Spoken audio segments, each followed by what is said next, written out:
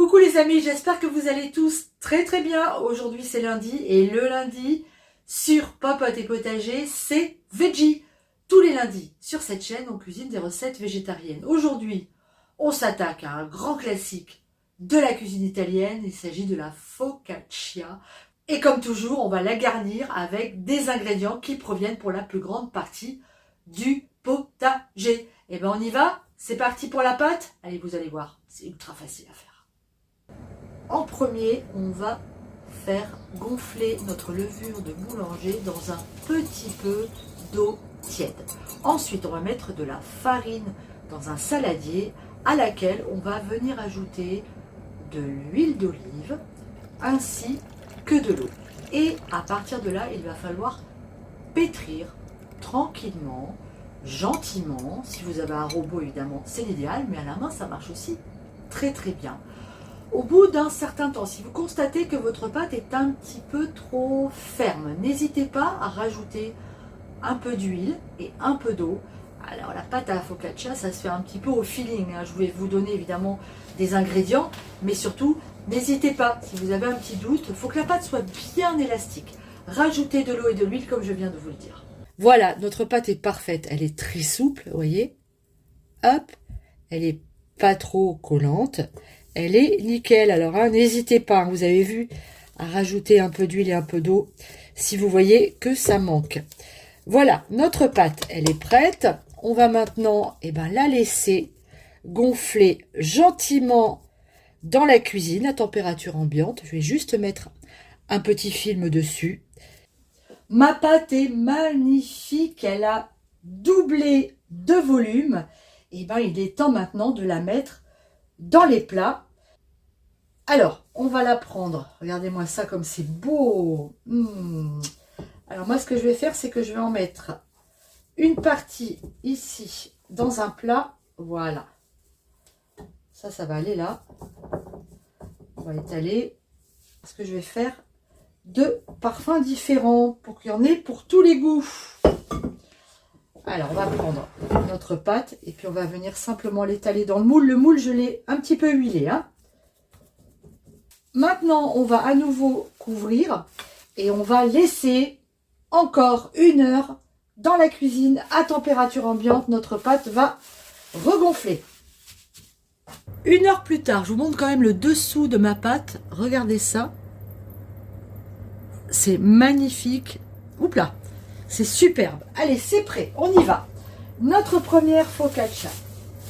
On va venir... Allez, avec les doigts, on y va. On fait des trous. Toc, toc, toc. Et voilà. Je vais badigeonner ma focaccia avec un petit mélange d'huile et d'eau en même quantité. Un petit peu sur le dessus. Mon four préchauffe à 200 degrés. Et pour cette première, je vais mettre des morceaux de comté dans mes petits trous. Allez, on est pas mal. Et pour celle-là, je vais juste ajouter de l'origan, du potager, comme je vous le disais tout à l'heure. Voilà, une jolie rasade d'origan. Hop, ça suffit. Celle-là, elle est prête. La deuxième, même punition, les trous.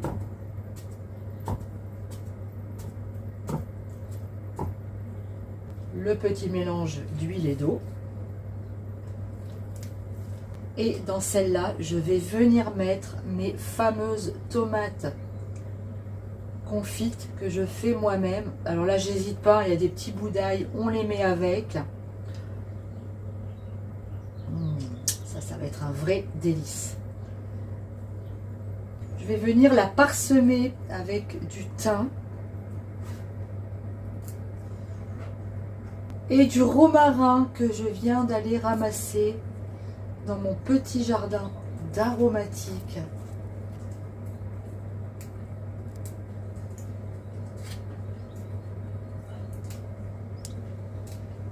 Voilà, moi j'aime quand les focaccias sont bien garnis et ont beaucoup de goût. J'adore le romarin en plus, donc là, je me fais vraiment plaisir. Il me reste maintenant à parsemer de la fleur de sel sur mes focaccia. Voilà. Et on va maintenant les enfourner pour une vingtaine de minutes.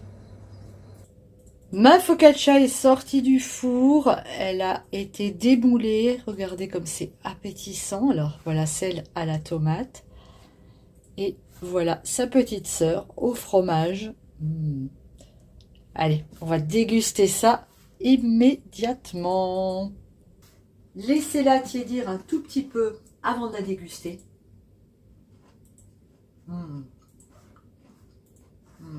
J'adore. Vous avez vu? J'ai pas salé la pâte. C'est volontaire. Je préfère rajouter de la fleur de sel par-dessus. C'est vraiment très très très bon. J'adore le côté moelleux de l'intérieur de la pâte. Et le dessus qui croustille un tout petit peu. C'est vraiment un pur bonheur. Refaites la recette à la maison. Si c'est le cas, envoyez-moi des photos sur Instagram. Et puis n'oubliez pas de vous abonner, de laisser un joli pouce bleu. Je vous embrasse très très fort. Et je vous dis à très très bientôt pour plein d'autres recettes sur Popote et Potager. Ciao!